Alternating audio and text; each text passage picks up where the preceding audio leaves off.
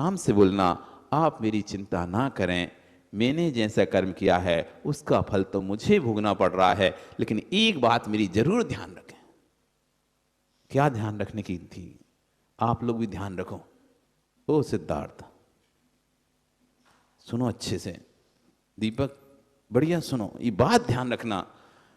उस सीता कह रही कि जैसे लोगों की बातों को सुनकर, लोगों की बातों में आकर, जबकि आपको पता था मैं शुद्ध हूं, तब भी आपने लोगों की बातों में आकर मुझे त्याग कर दिया।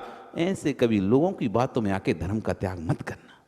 जगत के लोग तो ऐसे हैं, तुम अच्छा भी करोगे ना तब भी तुमको टोकेंगे दीपक, अच्छा भी करोगे ना तो टोकेंगे, तुम धर्म क्षेत्र में आगे बढ़ोगे तो पकड़ के खींचेंगे, पर तुम पीछे मत हटना धर्म क्षेत्र में। लोगों की बातें तुम यदि कभी पहले कभी देखो तो अजीब आश्चर्य की बात होती है। माँ पहले कोई यदि मंदिर ना आए तो आप उसको रोज कहते हो भैया मंदिर आया कर, मंदिर आया कर, कलश करा कर, आहार देने नहीं आया तो उसको रोज बोलोगे आहार देने आया कर, नगर में साधु आए, महाराज आए, गांव में आहार दिया कर, आहार दिया कर। यदि वो कलश करने आने लगे, आहार देने आने लगे और आगे आगे हो जाए, फिर तुम ही कहोगे हर काम में आगे आगे रहता है, हर काम में आगे रहता है, पीछे हटते नहीं है। अब उसको सुनाना प्रारंभ करोगे, उसके परिवार वालों को सुनाना प्रारंभ कर दोगे, उसको कैसे भी करके ऐन कैन पिकरण, कैसे भी करके अपने शब्दों के माध्यम से, अपने व्यवहार के माध्यम से उसको पीछे धकेलने की कोशिश करोगे।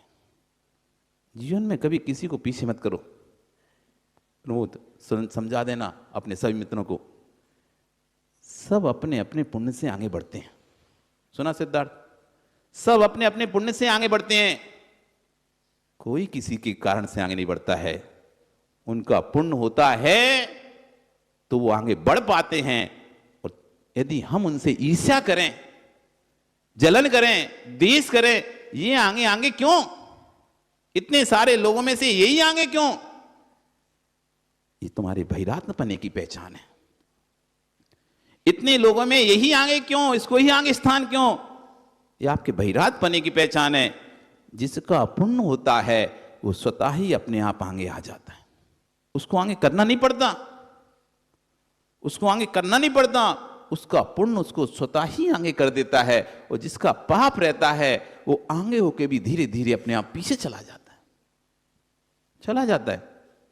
जब व्यक्ति के पाप का होते रहते ना, ठीक है तुम आ जाओ, गुस्से में हो तुम आ जाओ, फिर पीछे चला गया, फिर एक और कोई ने भैया दे लिया क्या, हाँ दे लिया, ले तुम आ जाओ, और तीसरे ने पूछा भैया दे लिया, हाँ दे लिया, तुम आओ, तुम भी आ जाओ, लो आगे। ऐसे करते करते वो पीछे पहुंच जाता है, और पीछे वाला भैया हमें देना करते करते आगे आ जाता है। तो यहां पर भी पुण्य पाप कार्य करता है, चाहे धार्मिक क्षेत्र की धार्मिक क्रियाएं भी हैं। यदि आपका तीव्र पुण्य है, आप पीछे भी खड़े होगे ना आखिरी में भी, तो लोग आपको आगे बुला लेंगे। आगे खड़े होने वाला कहेगा मैं आगे खड़ा हूं, मुझे क्यों नहीं दे रहे पहले, तुम पीछे से उसको बुला के आगे क्यों दिए मुझसे। भैया इसमें उसकी गलती नहीं है। जब जिसका जैसा पुण्य जोर मारता है वो पीछे से भी आगे आ जाता है, और जब पाप जोर मारता है तो आगे से पीछे चला जाता है। इसलिए कभी किसी को अपने वचनों से ऐसा आहत मत करो। अपने वचनों को ये बहुत कीमती हैं। शरीर के बाण का घाव हो, तलवार का घाव हो, ये तो भर जाता है, लेकिन जो अपने वचनों से आप घाव देते हो ना दूसरे को, वो नहीं भरता। और ध्यान रखो, आज कोई व्यक्ति किसी को याद नहीं करता, संपत्ति से कोई ने आज किसी को याद नहीं करा, धन से किसी ने किसी को याद नहीं करा। जो भी आज जितने लोगों को भी हम याद करते हैं चले गए, उनके वचनों से याद करते, बहुत मीठा बोलता था। हम जिनको भी जो चले गए, जो भी बुजुर्ग चले गए, इतना पैसा वाला था उससे कोई हजारों पैसे वाले मर गए, कोई किसी को याद नहीं करता। याद रह जाता है तो क्या रह जाता है, उसके वचन याद रह जाते हैं। इसलिए कहते हैं वाणी बाण ना बने, वाणी बीणा बने। सुना? ऐसे शब्द बोलो, ऐसे शब्द बोलो, वाणी ऐसी बोलिए मन का आपा खोए और अन्न को शीतल करे, आपो शीतल हो। ऐसी वाणी मत बोलिए जो दूसरों के दिल को चीर दे, खुद भी दुखी होए, दूसरों को भी दुखी करे। समझाओ भाई, क्या नाम तुम्हारा? विनोद, विकास, सबको समझाना चाहिए। विनीत, विवेक, सब नाम बदल लिए तुम लोगों ने क्या अपने? एक ही नाम रोज रोज तो बुलवाते, तो बदल बदल के बुलवाया कर। सुना अमित, सबको समझाना चाहिए इनको बैठे के। सिद्धार्थ, सबको समझाना चाहिए। क्या समझाना चाहिए? वाणी बाण ना बने, वाणी बीणा बने। हंसी हंसी में तुम दूसरों को कुछ भी बोल दोगे, लेकिन कर्म हंसी हंसी में नहीं बंधेगा। कर्म हंसी हंसी में नहीं बंधेगा। कभी किसी को रोको नहीं, कभी किसी को टोको नहीं, क्योंकि जगत में दो चीज सबसे खतरनाक है, टोका और टपका, जिससे कहते हैं शेर भी डलता है। टोका और टपका। टोका हर चीज में टोकना, और घर में वो पानी का टपका। उस सीता कह रही है राम कृतांत से कि राम को मेरा संदेह देना दीपक, कि जैसे लोगों के कहने से मुझे छोड़ दिया, ऐसे लोगों के कहने से धर्म को, गुरु को मत छोड़ना, नहीं तो ये तो लोग हैं, तुमको कहीं का नहीं रहने देंगे। आओगे तो भी और नहीं आओगे तो भी, दोनों में सुनाएंगे। एक व्यक्ति अपना घोड़ा लेके जा रहा, दोनों बाप बेटे थे, बढ़िया घोड़े पर बैठे हुए थे, चले जा रहे मस्ती में। तभी रास्ते में प्रमोद मिल गया। ये दूसरा वाला प्रमोद, मोटा वाला, दोनों ही मोटे, हालांकि पंप वाला, हाँ पंप वाला प्रमोद मिल गया। अरे तुम लोगों को समझ नहीं आ रही, कैसा मरियल सा घोड़ा है और तुम दो दो बैठे उस पे, थोड़ी दया करो, थोड़ी रहम करो उस पे, घोड़े पर। वो बाप बेटी सोचते हैं हाँ बात तो सही है, अपन दो बैठे हुए हैं, एक उतर जाए।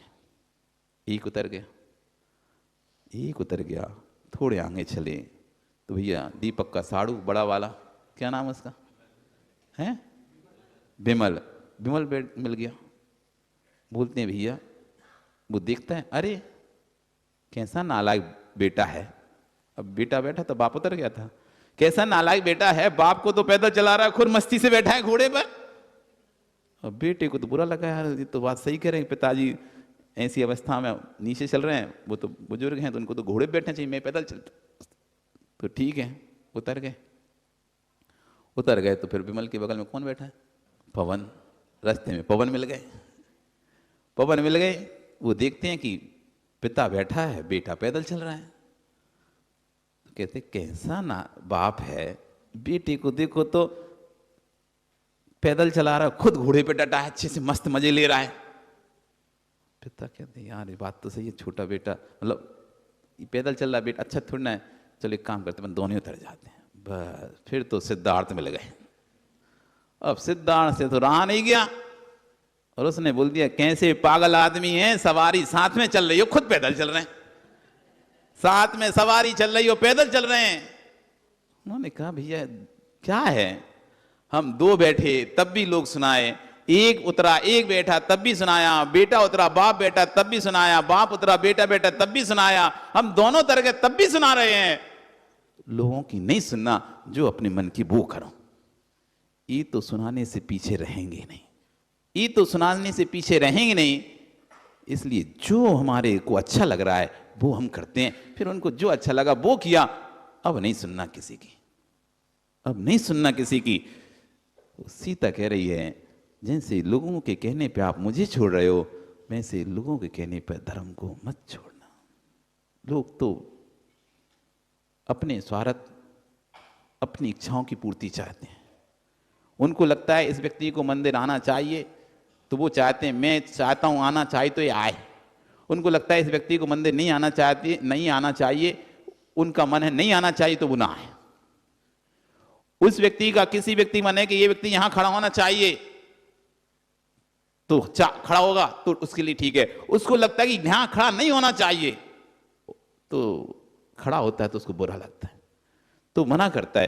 तो भैया सब अपने अपने दृष्टिकोण से, अपने अपने नजरिए से वस्तु को देखते हैं, सब अपने अपने दृष्टिकोण से वस्तु को देखते हैं, इसलिए उनके दृष्टिकोण से वस्तु नहीं होती है। मेले में गए कि कभी? मेले में गए थे, मेले घूमा, मेला, चश्मा खरीदा मेले में, मम्मी ने खरीदवाया चश्मा, कौन से कलर का? पन्नी वाला, लाल, नीला, पीला, आपने खरीदा कभी? छोटे छोटे बच्चों में मेले में जाते थे, अभी बच्चों को दिलाते ही हैं, लाल, नीला, पीला, ऐसे अलग अलग कलर के चश्मे रहते हैं ना, नहीं रहते? तो उनको पहनकर कैसा दिखता है? लाल कलर का दिखता ही नहीं दिखता, नीला दिखता ही नहीं दिखता, हरा दिखता ही नहीं दिखता, पीला दिखता ही नहीं दिखता। जैसा हम पहनते हैं चश्मा वैसा दिखता है। क्या वस्तु वैसी होती है क्या? है? क्यों नहीं होती? फिर दिख कैसी रही है नहीं है तो वैसी। यदि वैसी नहीं है तो फिर तुमको वैसी दिख क्यों रही है? क्यों दिख रही है बताओ सिद्धार्थ, तुम बताओ। जिस कलर का पहन रहे हैं वो कलर दिख रहा है, तो तुमको वस्तु लाल दिख रही है, तो क्या वस्तु लाल है क्या? पर तुम तो जिद पर अड़े हो, वस्तु तो लाल है। तुम ये स्वीकार ही नहीं करना चाहते, मैंने लाल चश्मा पहना है इसलिए वस्तु मुझे लाल दिख रही है। वस्तु तो जो है सो है, वो तो जैसी है वैसी है। जैसे ही हमको किसी से द्वेष आता है तो वस्तु हमको खराब दिखती है। क्या वस्तु खराब है? व्यक्ति खराब है? नहीं है? क्या है? बताओ, खराब है कि नहीं है सिद्धार्थ, बताओ। उसकी सोच खराब है, मतलब तुम जिस व्यक्ति को देख रहे हो वो उसकी सोच खराब है। हाँ, तो तुमको कोई व्यक्ति खराब लग रहा है, नहीं, कोई व्यक्ति तुमको खराब दिखता है तो व्यक्ति खराब है क्या? तो अरे वो छोड़ो, बात में व्यक्ति खराब है क्या, हम तो इतना पूछ रहे हैं। जो देखेंगे वही दिखेगा। तुम गुण देख सकते हो, तुम दोष देख सकते हो, तो क्या तुम गुण नहीं देख सकते? जब हम किसी में दोष देख सकते हैं, ये दृष्टि में जब दोष दिख सकता है, तो क्या उसी समय उसी स्थान पर गुण नहीं दिख सकता? गुण नहीं दिख सकता क्या? बताओ विवेक, विवेक ही नाम है ना, सही लिया ना इस बार। क्या उस स्थान पर जिस समय दूसरा दोष देख रहा है, क्या उसी समय उस स्थान पर तुम गुण देख सकते हो क्या? नहीं। कोई जिस वस्तु को लाल देख रहा है, आप उस वस्तु को नीला देख सकते हो कि नहीं? कोई पीला देख रहा है तो आप उसे सफेद देख सकते हो नहीं? जैसा आप चश्मा चढ़ाओगे, जैसा आप आंखों पर चश्मा चढ़ाओगे, वस्तु वैसी दिखेगी। जैसा आंखों पर चश्मा चढ़ाओगे वस्तु वैसी दिखेगी। आप यदि दोष का चश्मा चढ़ा के रखे हो, हमें दोष दिखाई देंगे, तुम्हें पक्का दिखाई देंगे। ऐसा हो ही नहीं सकता ना दिखाई दे, क्योंकि जगत में कोई ऐसा प्राणी बना ही नहीं है परमात्मा के अलावा। जगत में ऐसा कोई प्राणी बना ही नहीं है परमात्मा के अलावा जो निर्दोष हो। जगत के एक इंद्रिय से लेके सभी पंच इंद्रिय सदोष हैं। एक परमात्मा है जो निर्दोष है, 18 दोषों से जो रहित हो चुका है। क्षुत पिपासा जरा तंक जन्मांतक भयस्मया राग देश मोहाशय यस्य आपता प्रकीर्ते। सिर्फ एक आपता ही ऐसा है जिसके अंदर राग देश मोह, कोई भी 18 प्रकार के किसी की क्षुधा तिसा प्रसासा ईर्ष्या जलन दाह कुछ भी नहीं है। वो सिर्फ एक परमात्मा ही है जो 18 दोषों से रहित है। बाकी जगत का कोई भी प्राणी ऐसा नहीं है जो निर्दोष हो। सबके अंदर दोष है, सबके अंदर दोष है। आप देखना चाहो हमारे अंदर दोष देख सकते हो, और दिखेंगे भी। ऐसा नहीं है कि नहीं दिखेंगे, बिल्कुल दिखेंगे। और आप चाहो तो हमारे अंदर गुण भी देख सकते हो। ऐसा ना ही समझना कि गुण नहीं है, गुण भी हमारे अंदर हैं, दोष भी हमारे अंदर है। बस हमें देखने की दृष्टि चाहिए। हमारी दृष्टि, यही दृष्टि बहिरात्मा अंतरात्मा की यही पहचान है। कल बताया था ना, दृष्टि बदली सृष्टि बदल गई। जो व्यक्ति शत्रु लग रहा था वही व्यक्ति मित्र लगने लगा, और जो व्यक्ति मित्र लग रहा था वही व्यक्ति शत्रु लगने लगा। क्या हुआ है? व्यक्ति बदला है। क्या बदला है? व्यक्ति बदला है। व्यक्ति तो जो था वही था, हमारी दृष्टि बदल गई तो मित्र शत्रु दिखाई देने लगा और शत्रु मित्र दिखाई देने लगा। दृष्टि बदलते ही सब कुछ बदल जाता है। इसलिए दृष्टि में अच्छा रखो, दृष्टि में अच्छा रखो। आज प्रमोद को खड़ा कर दिया, कोई सोच सकता है क्या महाराज भी मजाक कर रहे हैं, हंसी खेल कर रहे हैं, और ये भी सोच सकता था अच्छा है यदि ऐसे ही एक एक व्यक्ति रोज खड़े हों और ऐसे ही एक एक व्यक्ति रोज माइक पकड़ने का अभ्यास करें तो कम से कम फिर किसी के आश्रित नहीं होना पड़ेगा। कभी भी कोई भी उपस्थित रहेगा तो अच्छे से संचालन कर सकता है। ये भी सोच सकता है और ये भी सोचता है कि क्या खेल कर रहे हैं, देखो तो ये भी सोच सकता है ना कि क्या खेल कर रहे हैं, क्या उसे पकड़ाने की जरूरत है। वो मना कर रहा है तब भी देखो उसको पकड़ा रहे हैं, बच्चों का खेल सा कर रहे हैं। और वहां वह भी सोच सकता है नहीं, एक व्यक्ति को ट्रेंड कर रहे हैं खड़े होने के लिए कि आज भैया कल जब कोई ना हो ये व्यक्ति खड़ा होकर अकेले पूरा संचालन कर सके, अकेले पूरा हार करा सके, अकेले भगवान की अभिषेक पूजा कर सके, अकेला पूरा प्रक्षाल कर सके। ये डरे नहीं, आज वो नहीं आया हम कैसे करेंगे, आज वो नहीं आया हम कैसे करेंगे। डर लगता है ना कि जब जो प्रतिदिन का कार्य करने वाला व्यक्ति जिस दिन नहीं आता ना, समय से खड़े रहते हैं किन कर तुम क्या करें, पानी छान के कहां से लाएं, पानी छान कहां मिलेगा, पानी कहां है, कुआं कहां, बाल्टी है कहां, छन्ना है कहां, गंजी है, उसे पता नहीं है। रोज अभिषेक कर रहा है सालों से रोज अभिषेक कर रहा है, उसे पता नहीं पानी कहां है, कहां से निकालना पड़ता है, कहां कपड़ा रखा हुआ है, कहां गंजी है, कहां से उठाना है, कहां छानना है, कलश का कुछ भी उसे नहीं पता। वो तो आता था कर लेता था, आता था वह कर लेता था। जब काम पड़ा तो हड़बड़ा गया, मुझसे तो नहीं हो भैया, मैं तो नहीं कर पाऊंगा अकेला। और भाई यदि धीरे धीरे उसको सिखाते रहते, कल देखो क्या हो रहा था, ये तू पकड़ है, शाम को भी होती है, फिर भी कहते ला तो हम तो करते हैं, कुछ तो करें। क्यों? मजा आ रहा था ना कि वो तो आए नहीं जो बजाता था, अब जो बजाता था वो आए नहीं, अब बजाए कौन? तो कोई उसको पकड़ा, सबको एक दूसरे के ऊपर जैसे टोपी डालते ना, टोपिया। तो जब हम किसी चीज को समझते नहीं है तो फिर हमको डर लगता है, और वहीं कोई को हम आगे बढ़ा देते, दूसरा और तैयार कर देते, एक के रहते रहते दूसरा तैयार कर दें। जब कोई अनुपस्थित हो हुए तो भैया दूसरे से काम चल। इसलिए अपने रहते रहते दूसरा व्यक्ति तैयार करके देना चाहिए। ये मत सोचना यहां भी तो हम हैं तो सही, हम कौन से मर रहे हैं, तो हम ये तो मन रही रहे, लेकिन दूसरा तैयार कर दोगे तो निर्विकल्प हो जाओगे, तुम नहीं भी रहोगे तो दूसरा व्यक्ति ये काम कर सकता है। इसलिए आप अपने रहते रहते अपनी बहुओं को तैयार कर दो, कैसे रिश्ता निभाना है, कैसे सब कुछ करना है। आप जाती रहो, आप सब जगह जाती रहो तो भाई उनको पता नहीं चलेगा कि क्या होती रिश्तेदारी, कैसे जाया जाता है रिश्तेदारियों में। कम से कम उनको भेजते रहोगे तो अपने रहते रहते उनको भेजते रहो, रिश्ते में, समाज में, हर कार्य में आगे उनको करते रहोगे अपने रहते, साथ में तुम रहो तो जिससे वो सीख जाएंगे। और तुम सोचो अभी तो हम है ना, तुम घर में रोटी बनाओ, कुछ नहीं, बच्चों को पालो, तो तुम्हारे रहते सीख नहीं पाएंगे। फिर जब तुम चले जाओगे तो कौन सिखाएगा उन्हें, फिर जब तुम चले जाओगे तो कौन सिखाएगा। इसलिए अपने रहते रहते वो सब चीजें सिखा जाओ जो आपको लगता है जरूरत की जरूरी हैं। सब रिश्तेदारों से परिचय करा जाओ, सारे मिलने जुलने वाले परिचय करा दो उसका, सब जगह भेजो, सब जगह जाने दो, हर जगह कार्य में आगे करो। क्योंकि यदि मैं चला गया कोई तो रहे जो इस परंपरा को, इस कार्य को आगे चला के रखे।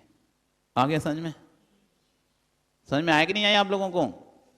ज्यादा समझ में आ गया क्या? अरे समझ में, इतना तो समझ में आया कि नहीं समझ में आया?